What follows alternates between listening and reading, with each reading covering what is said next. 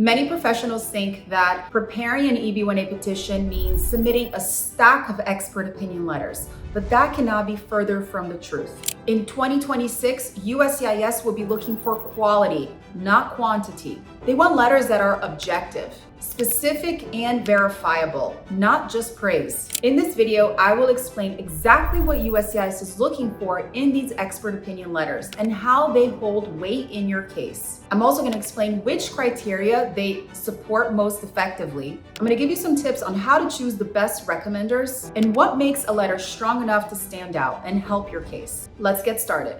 The first thing you need to do is think of expert letters as testimonials, not the foundation of your case. USCIS is expecting them to confirm your achievements and contextualize your evidence, and definitely not to replace documentary proof. For most criteria, the letters support your evidence. They don't replace it. But there are some exceptions. For example, for a critical or leading role, that criteria can definitely be demonstrated through letters from people who are familiar and knowledgeable of the critical or leading role that you played in a distinguished organization. For this criterion, the letter must definitely explain who the writer is, how they know your work, and why your contribution to the company was significant. It helps to describe what challenges the organization was facing when you were brought in, how you addressed it, and the measurable result of your leadership. The best letters tell a story arc: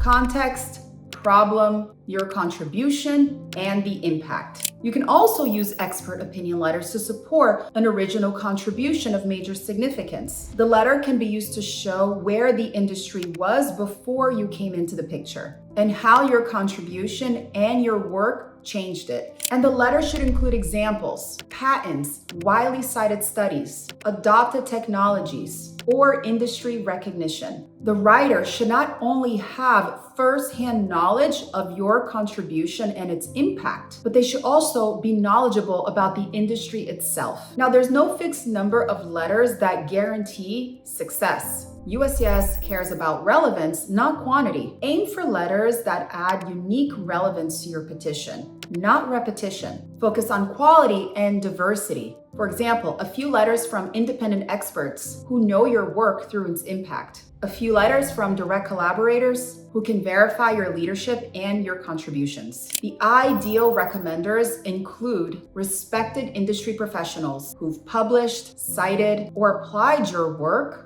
or witnessed its results. Each letter should serve a specific purpose: confirming your leading role, highlighting a major contribution, or explaining the significance of your achievements. Each letter should follow a very simple structure. First, establish credibility. What is the writer's full name, title, and qualifications? Next, explain the connection, how they know your work and became familiar with it. The letter should then describe your contribution with specific examples and not broad general praise.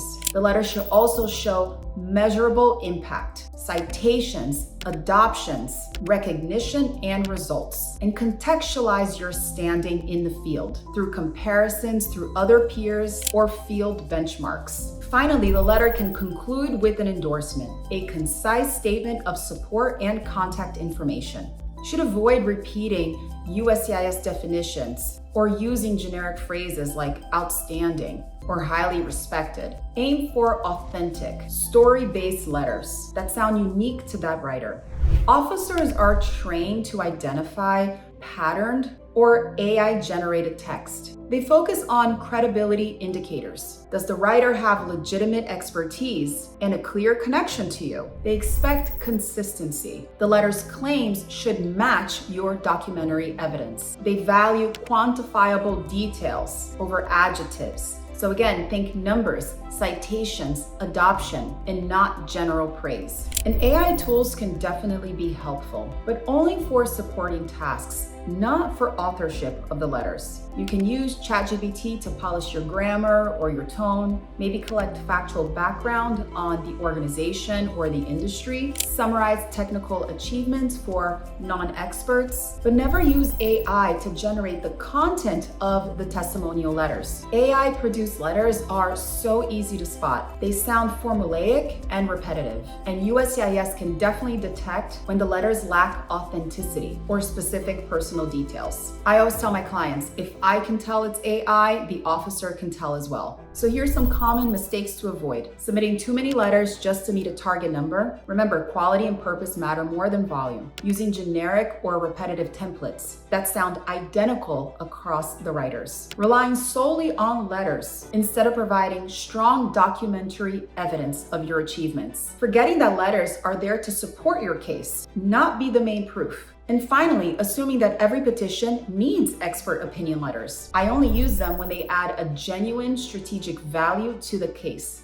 So think of your EB-1A as a story that you are building with evidence. The expert opinion letters can be the voices that tell that story, each one highlighting a unique perspective in your impact. A few solid, credible, and distinct letters will always outweigh a bunch of generic letters. So now you know what USCIS really wants to see in EB-1A support letters and how to make yours stand out as you prepare to submit your EB-1A petition in 2026. If you're preparing to submit your EB-1A or you want my opinion about your case, you can ask for a free case evaluation through the link in the description. I'll review your background, your achievements, and your current evidence to help you make an educated decision of whether or not to submit your EB-1A petition. Thanks for watching. I'll see you in the next one.